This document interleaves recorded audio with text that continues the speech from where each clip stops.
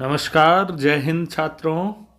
आज हम रीट मेंस के लिए इंग्लिश लैंग्वेज के जो टीचिंग मेथड हैं उसकी एक महत्वपूर्ण क्लास लेकर आए हैं। ये class about to CLT communicative language teaching के बारे में रहेगी। उसके महत्वपूर्ण क्वेश्चन रहेंगे और उनकी एक्सप्लेनेशन के साथ डिटेल्ड सॉल्यूशन आपको दिया जाएगा।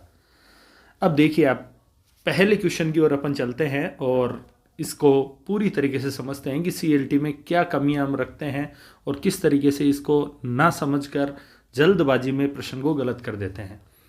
पहला क्वेश्चन देखिए, which one of the following is not a suitable term of CLT. कौन सा टर्म सूटेबल नहीं है सीएलटी के बारे में। क्वेश्चन पूछा गया है, ढंग से समझ लीजिएगा। कौन सा टर्म सूटेबल नहीं है सीएलटी के बारे में। पहला ऑप्शन है CLT is a learner oriented approach. क्या आपने बेहद अच्छी तरीके से सीएलटी पढ़ा होगा तो कोई बड़ी बात नहीं है कि लर्नर ओरिएंटेड अप्रोच है।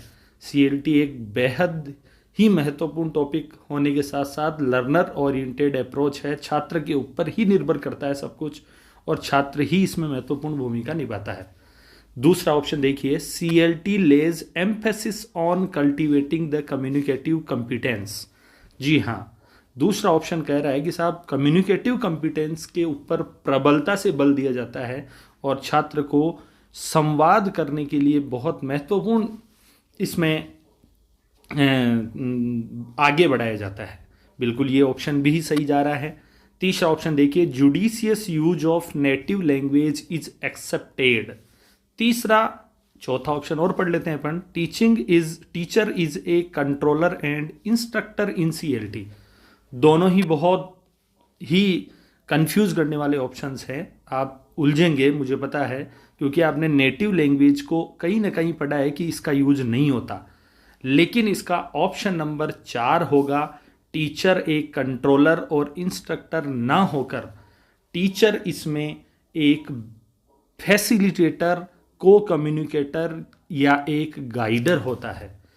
अब आप पूछेंगे कि सर 3 नंबर ऑप्शन में नेटिव लैंग्वेज के बारे में हमें थोड़ा क्लियर कीजिए। तो मैं बता देता हूं कि जुडिशियस यूज, ये जो शब्द है इसके ऊपर आप गौर फरमाइएगा। Judicious use of native language मतलब मैंने ये कहा है कि नेटिव लैंग्वेज को भर भर के यूज नहीं करना, बिल्कुल ये प्रोहिबिटेड है।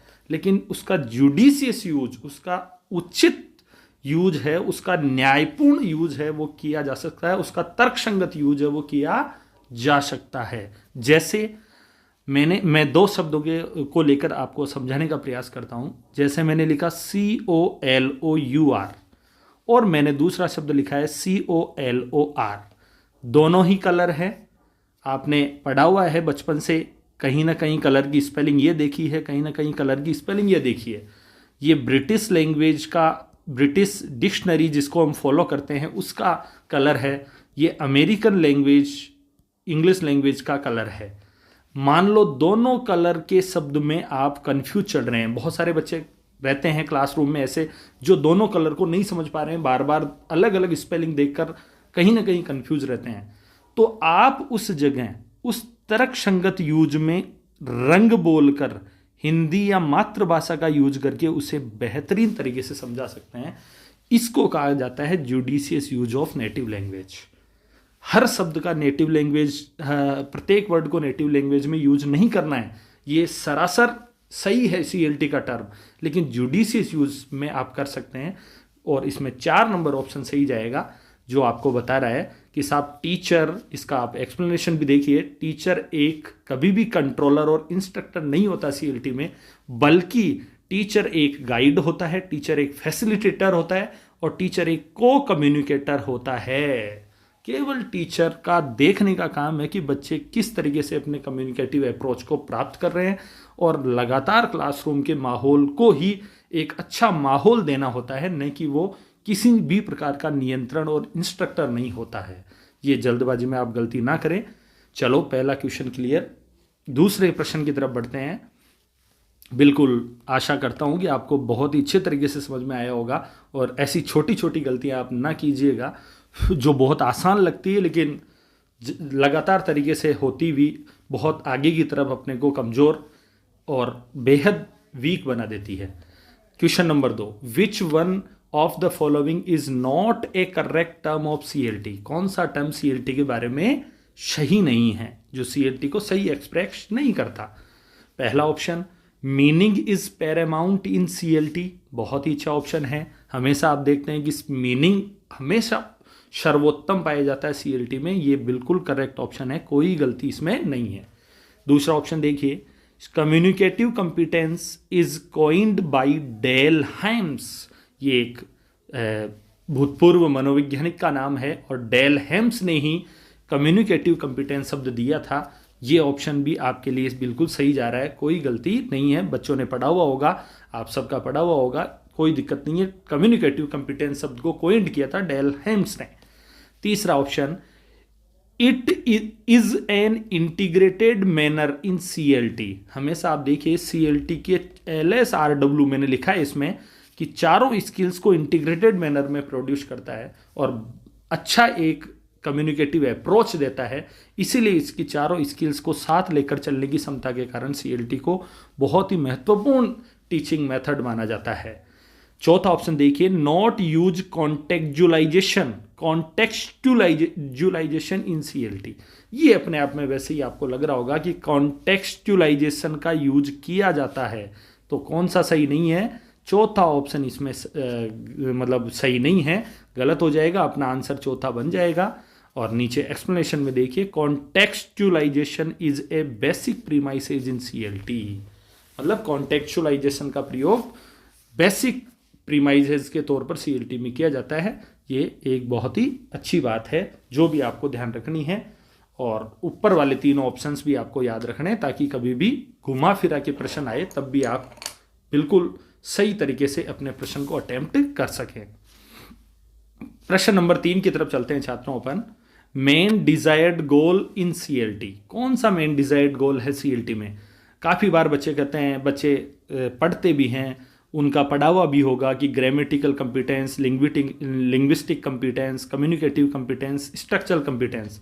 बेहद आसान प्रश्न है, काफ़ी बच्चों ने रट रखा होगा, पढ़ रखा होगा, लेकिन आप दिमाग में बिठा लीजिए कि डिज़ायर्ड गोल जो होगा सीएलटी का वो कम्युनिकेटिव कंपिटेंस होगा और इसी के ऊपर सबसे ज़्यादा प्रबलता से बल दिया जाता है। हाँ, हालांकि मैं आपको यहाँ से 2-3 चीज़ें थोड़ी क्लियर करूँगा।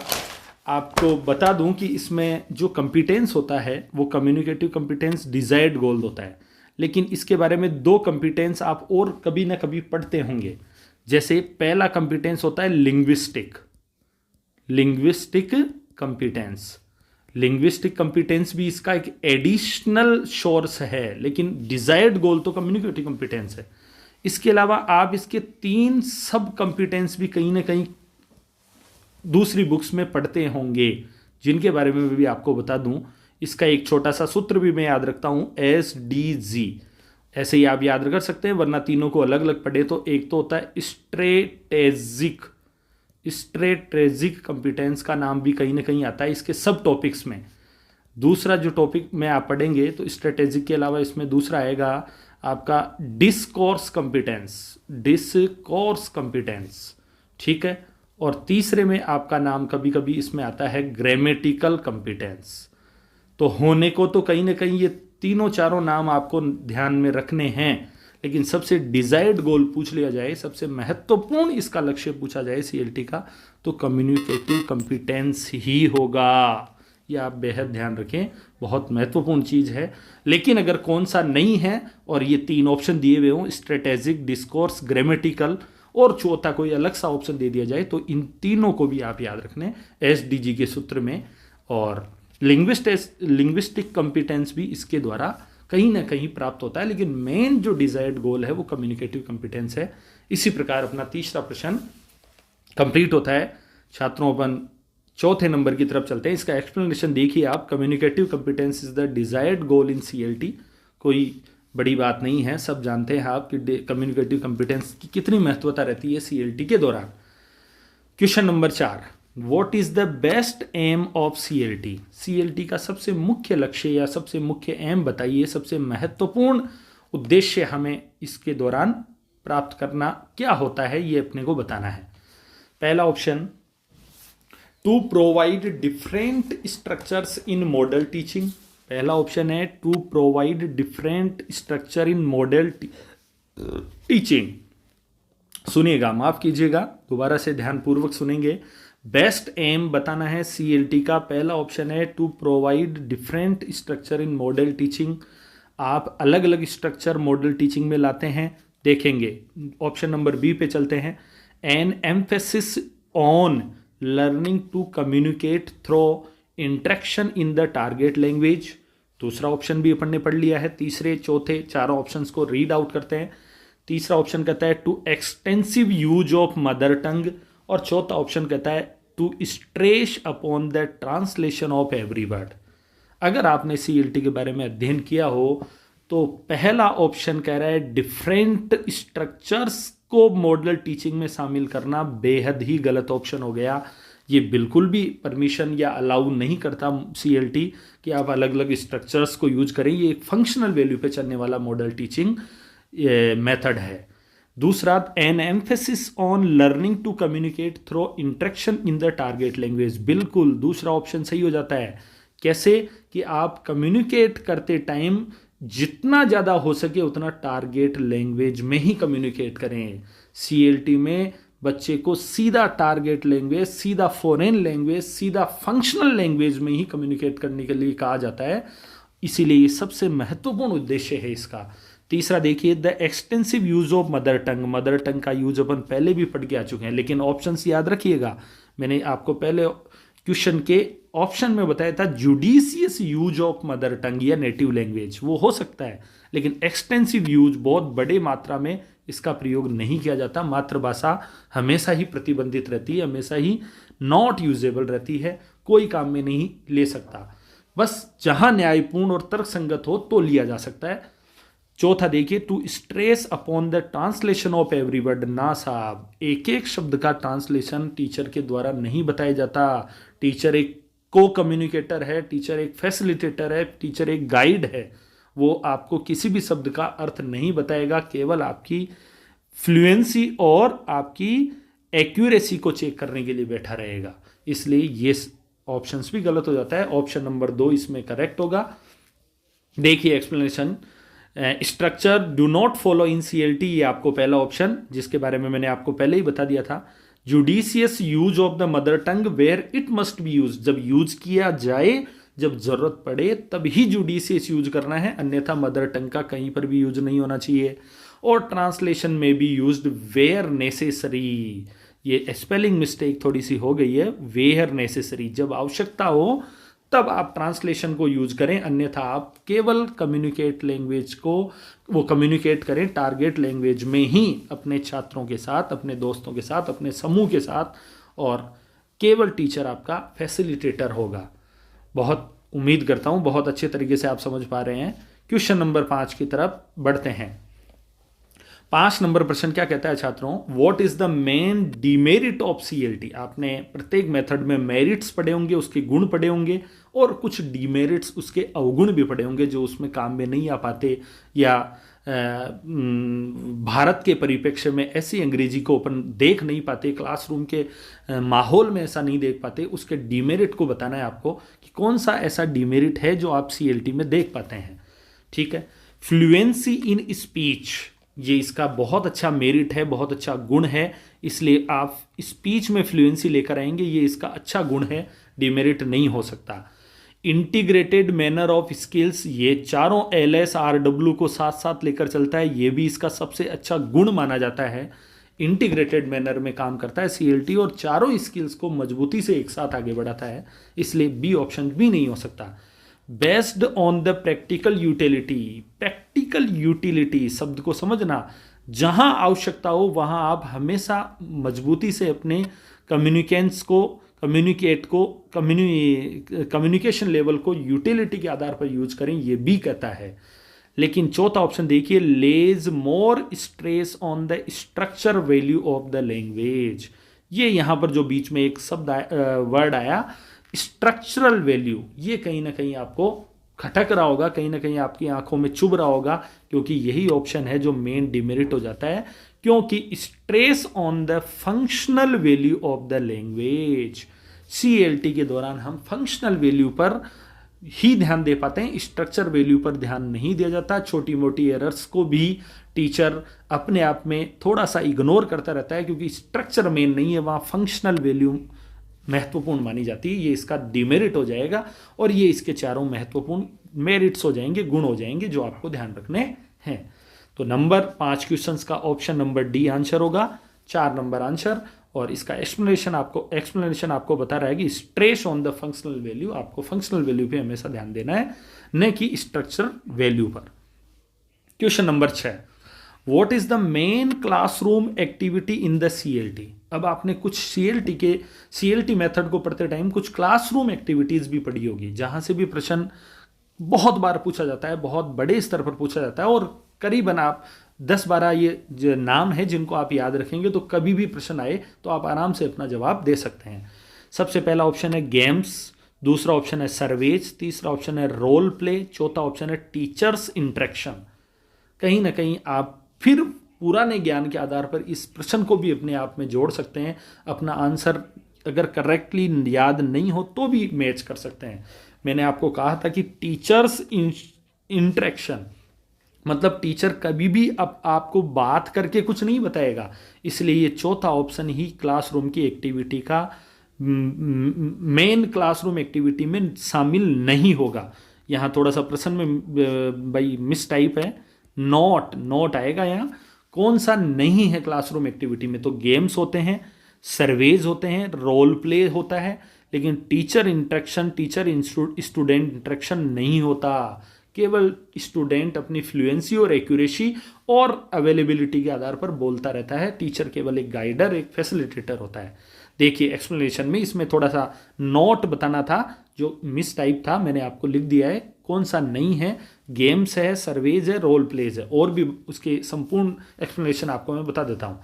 Teachers interaction is not actively done by the teacher. Teacher के द्वारा टीचर के साथ, टीचर के किसी भी प्रकार के साथ आप टीचर से कोई बातचीत नहीं करते, but the learner get actively engaged in the process of learning initially. लेकिन लर्नर है वो हमेशा ही इंगेज्ड रहता है, हमेशा लगा रहता है शुरू से ही, और अपनी प्रत्येक बात को अपने ग्रुप में शेयर करता रहता है, जो कि बहुत सही है। एग्जाम्पल्स ऑफ क्लासरूम एक्टिविटीज़ की कुछ एग्जाम्पल्स मैंने रखे हैं, जैसे लैंग्वेज एक्सचेंजेस, लैंग्वेज को एक्सचेंज करने का तरीका एक से दूसरे ग्रुप में जाता रहता है, आता रहता है, इसलिए क्लासरूम की एक्टिविटी है। दूसरा पेयर वर्क्स, जैसे मान लो आप 2-3 जोड़ों में आपके साथी छात्रों को बिठा दिया गया, आपने क्या बोला, उन्होंने क्या बोला, इन दोनों का एक पेयर वर्क्स के आधार पर आप जोड़ के तीसरे माहौल में इस बारे में बात कर रहे हैं, तो वो भी बहुत ज़रूरी है। इंटरव्यूज, इसके अलावा साक्षात्कार के दौरान भी ये तकनीक अपनाई जाती है, जैसा कि आपने देखा होगा, कई सारे इंटरव्यूज़ आपने दिए भी होंगे आशा करता हूँ, तो आपने देखा होगा कि कैसे सामने वाले आपसे प्रश्न पुटअप करते हैं और आप उनका सही मैनर और वे से आंसर देते हैं। और इन्फॉर्मेशन गैप भी इसमें तैयार किया जाता है। ये 4-5 नाम मैंने आपको बता दिए, language exchanges, information gap, interviews, pair works, और 3 नाम आपके सामने क्वेश्चन में है, गेम्स, सर्वेज और रोल प्ले। ये 6-7 नाम आपको क्लासरूम एक्टिविटी के दौरान याद करके दिमाग में स्थायी रूप से बसा लेने हैं, और इसके अलावा कोई भी एक्टिविटी क्लासरूम में CLT के दौरान नहीं की जाती है। जैसा कि मैंने ऑप्शन दिया था, टीचर इंटरेक्शन, किसी भी प्रकार का इंटरेक्शन नहीं होता है, केवल स्टूडेंट्स अपनी लैंग्वेज, अपने गेम्स, अपने सर्वेज, अपने रोल प्लेज, अपने पेयर वर्क्स, अपने इंफॉर्मेशन गैप्स के आधार पर CLT में क्लासरूम एक्टिविटीज़ में अपना योगदान देते हैं।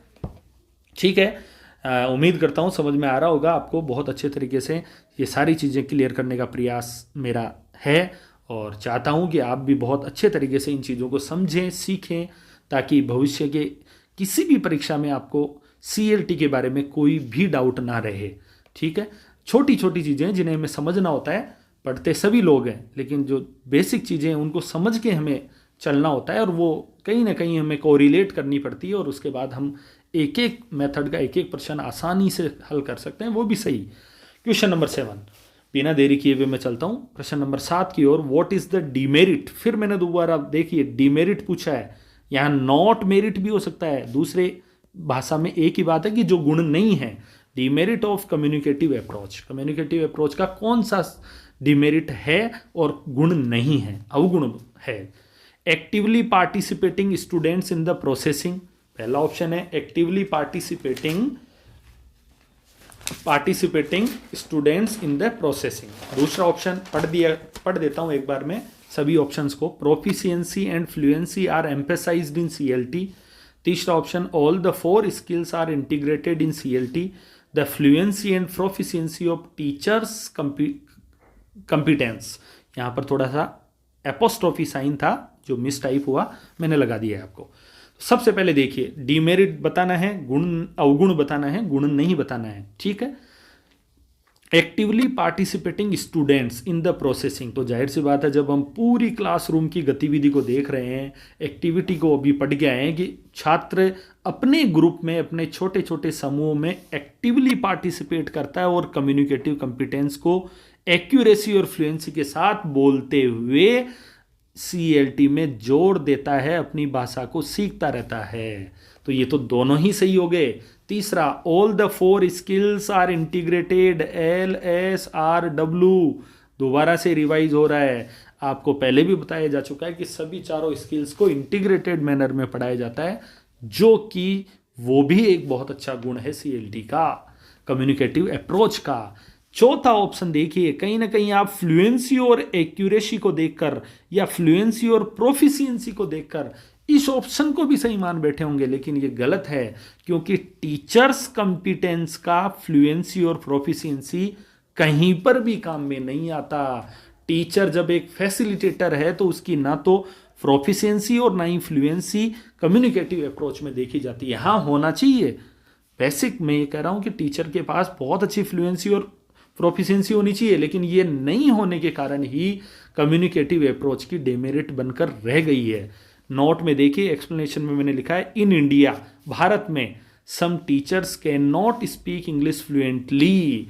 बहुत सारे ऐसे अध्यापक हैं, सभी नहीं बोल रहा हूं मैं, कुछ अध्यापक कुछ क्लासेस के दौरान पढ़ाए जाने वाले अध्यापकों के द्वारा जो इंग्लिश बोली जाती है वो फ्लुएंटली नहीं बोली जाती, एक्यूरेटली नहीं बोली जाती, प्रोफिशिएंसी में नहीं बोली जाती, इसलिए they can not participate actively, इसलिए वो ना ही तो एक्टिवली पार्टिसिपेट कर पाते, जबकि छात्र कम्युनिकेट अप्रोच प्रोसेसिंग कर रहे हों तब वो एक निष्क्रिय, एक इनएक्टिव मैनर में रहते हैं, और इसी कारण सीएलटी का पॉजिटिवली रिजल्ट, जिसको मैं कह सकता हूं 100% वाला जो रिजल्ट है, वो हमें प्राप्त नहीं होता, क्योंकि टीचर एक्टिवली पार्टिसिपेट नहीं करेगा, एक्टिवली फ्लुएंसी के साथ नहीं बोलेगा, एक्टिवली प्रोफिशिएंसी के साथ नहीं बोलेगा, तो सीएलटी में बच्चे भी उस प्रोसेसिंग में कहीं ना कहीं कमज़ोर रह जाएंगे। और यही एक भारत का सबसे बड़ा, भारत देश के अंदर का सबसे बड़ी एक कमी सी मैं मानता हूं, जिसको इनएक्टिव मानकर आप कह सकते हैं, और ये एक डिमेरिट हो जाता है सीएलटी के परिप्रेक्ष्य में भारत के क्लासरूम्स की इंग्लिश टीचिंग के दौरान, जो मैं मानता हूं जो आपके लिखा हुआ है। बल्कि ऊपर वाले तीनों जो अप्रोच हैं वो आपको बिल्कुल बाकायदा देखने को मिलेंगे, बाकायदा आपको इस टीचिंग मेथड में समझने को मिलेंगे, जो कि किए जाते हैं छात्रों के द्वारा। चलो छात्रों, क्वेश्चन नंबर 8 की ओर चलते हैं। क्वेश्चन नंबर 8 क्या कहता है, इन communicative syllabus design grammar is taught. सीधा क्वेश्चन है कि कम्युनिकेटिव लैंग्वेज टीचिंग में ग्रामर को किस तरीके से पढ़ाया जाता है। सीधे शब्दों में ये कहूँ तो ये बात है कि साहब ग्रामर को किस तरीके से पढ़ाया जाता है, क्या डिडक्टिवली पढ़ाया जाता है, क्या इंडक्टिवली पढ़ाया जाता है, क्या कोर रिफरेंशियली पढ़ाया जाता है, क्या दोनों तरीके से, इंडक्टिवली और डिडक्टिवली दोनों तरीके से पढ़ाया जाता है। तो कहीं ना कहीं आपने इस प्रश्न को देखा होगा, पढ़ा होगा, तो आप इसे आराम से याद कर सकते हैं कि इस प्रश्न का आंसर, इस क्वेश्चन का आंसर होगा ऑप्शन नंबर बी। क्वेश्चन में इंडक्टिवली आंसर आएगा। इस लैंग्वेज टीचिंग को, इस सीएलटी मेथड को इंडक्टिवली पढ़ाया जाता है। आप पहले आगमनात्मक तरीके से पढ़ेंगे, पहले आप एग्जाम्पल्स लेंगे, फिर उसके बाद में रूल्स इसके दौरान दिए जाएंगे। ठीक है, ये आपको ध्यान रखना है। तो इसमें भी आपको कोई ज़्यादा मुसीबतें या ज़्यादा समस्या आने वाली नहीं है। ये एक सीधा प्रश्न है जिसको आप इंडक्टिवली मेथड के दौरान याद रख सकते हैं। क्वेश्चन नंबर 9 क्या कहता है, इन कम्युनिकेटिव अप्रोच, सीधा प्रश्न है ये भी, इन कम्युनिकेटिव अप्रोच कौन सी ऐसी चीज़ है जो प्राइमरली हैंडल करनी होती है, आपको प्राथमिक तरीके से ध्यान रखनी होती है। पहला ऑप्शन फॉर्म इज प्राइमरी, चारों ऑप्शंस पढ़ दिए जाएंगे आपके सामने एक बार। स्ट्रक्चर इज प्राइमरी, बोथ, ये थोड़ा मिस प्रिंट है, both form and function are primary, only functions are primary. तो आप ये देखिए कि केवल कम्युनिकेटिव अप्रोच में फंक्शंस आर प्राइमरी, केवल आप फंक्शंस को ही प्राइमरली पढ़ाया जाता है, फंक्शंस पे ही ज़्यादा बल दिया जाता है, इसलिए ये ऑप्शन नंबर डी ही सही होगा। इसमें बोथ भी नहीं आएगा और स्ट्रक्चर और फॉर्म की कोई बात नहीं की जाती, न के बराबर बात की जाती है, केवल फंक्शंस, केवल आपके कार्यात्मक तरीके से आपको देखा जाता है। इसलिए कि आप कम्युनिकेट किस तरीके से कर पा रहे हैं, आपका फंक्शंस कितना मजबूत है और आप कितने बेहतर तरीके से उस क्लासरूम में बोल पा रहे हैं। क्वेश्चन नंबर 10 क्या कह रहा है, what is the demerit of communicative approach as the students role. देखो डीमेरिट तो बताना है, लेकिन स्टूडेंट्स रोल, एक छात्र की भूमिका में कम्युनिकेटिव अप्रोच के दौरान आपको एक ऐसा अवगुण छांटना है जो छात्र की भूमिका में, छात्र के मध्य, छात्र अपने आप को छात्र मानते हुए उसको छात्र होने के नाते आप इसको एक अवगुण मानेंगे, छात्र होने के नाते छात्र को मद्देनजर रखते हुए आप इसे एक अवगुण मानेंगे। ये कौन सी डीमेरिट है, कौन सा एक अवगुण है? देखिए पहला option, students feel secure and don't sigh of speaking target language. बिल्कुल साहब, ये तो बिल्कुल एक गुण है कि स्टूडेंट्स अपने आप को सिक्योर फील करें और बिल्कुल भी ना शर्माएं, बिल्कुल भी शाई ना हो, शर्मिंदगी का भाव बिल्कुल भी ना आए, निसंकोच तरीके से बोलें स्पीकिंग इन टारगेट लैंग्वेज, और टारगेट लैंग्वेज को प्राप्त करते रहें, टारगेट लैंग्वेज में कम्युनिकेट करते रहें। ये इसका बहुत अच्छा गुण है, इसलिए ये आंसर नहीं हो सकता। They get more opportunities to express their own ideas with others. अभी बात हुई थी छोटे छोटे पेयर्स में और ग्रुप्स में आप बिठा दिए जाते हो, इसलिए आपको ये ध्यान रखना होता है कि आप अपने आइडियाज दूसरों के साथ ज़्यादा से ज़्यादा शेयर कर सकें, इसके ज़्यादा से ज़्यादा अवसर आपको प्रदान किए जाते हैं, दिए जाते हैं। टीचर एक फैसिलिटेटर के तौर पर आपको ज़्यादा से ज़्यादा अच्छे आइडियाज़ एक्सप्रेस करने का मौका और अवसर देता है। तो ये ऑप्शंस भी इसका गुण है, अवगुण नहीं हो सकता। Students must interact in the foreign language और टारगेट लैंग्वेज। ये भी देखिए आप, बहुत अच्छा ऑप्शन है कि स्टूडेंट्स को इंटरेक्ट करना होता है, अनिवार्य रूप से करना ही होगा, करना ही चाहिए, क्योंकि फॉरेन लैंग्वेज और टारगेट लैंग्वेज में ही कम्युनिकेटिव अप्रोच को दर्शाया जाता है, बताया जाता है, सिखाया जाता है। इसलिए ये ऑप्शंस भी इसका गुण है एक स्टूडेंट की भूमिका में। लेकिन students should increase their knowledge in the over crowded classes.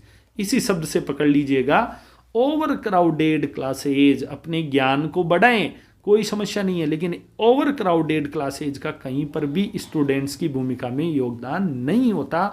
सबसे ज़्यादा आपने पढ़ा होगा तो ये एक ऐसा डिमेरिट है कम्युनिकेटिव अप्रोच का कि ओवर क्राउडेड क्लासेज होनी नहीं चाहिए, जो कि भारत की शिक्षा में वर्तमान में देखने को मिलती है। संख्या 130-40 बिठा दी जाती है, तब हम अपनी टारगेट लैंग्वेज में ना तो बात कर पाते, ना टीचर अपनी तरफ 100% ध्यान दे पाता। इसलिए ओवर क्राउडेड क्लासेज नहीं होनी चाहिए, छोटे छोटे ग्रुप्स और पेयर्स होने चाहिए, छोटी छोटी यूनिट्स होनी चाहिए, जिसमें हम बातचीत करें, एक दूसरे से अपने ज़्यादा से ज़्यादा विचार शेयर करें, टारगेट लैंग्वेज में बोलें, और जब भी बोलें तो बिना शर्माए, बिना संकोच किए हुए, सिक्योर फील करते हुए बोलें, मतलब पॉजिटिव माइंड से बोलें, 100% सही मानकर बोलें, अपने आप को उचित नॉलेज के साथ बोलें, और कभी भी ओवर क्राउडेड क्लासेज में अपनी नॉलेज को इंक्रीज करें। ऐसा ये अवगुण है सीएलटी में, जो कि अपने आप में ऑप्शन नंबर डी के साथ इसका आंसर बन जाएगा। आशा करता हूं छात्रों सभी 10 प्रश्न मैंने करवा दिए हैं, संपूर्ण एक्सप्लेनेशन आपको सिखाया है, पूरी डिटेल आपको दी है। जहां कहीं थोड़ी बहुत कमी खामी रही है उसको हम सुधारने का और प्रयास करेंगे, ज़बरदस्त तरीके से मेहनत करेंगे, और सभी टीचिंग मेथड को बारी बारी से सभी यूनिट्स में आपको पढ़ा दिया जाएगा। आप इस चैनल पर अगर नए हैं तो लाइक और सब्सक्राइब करें।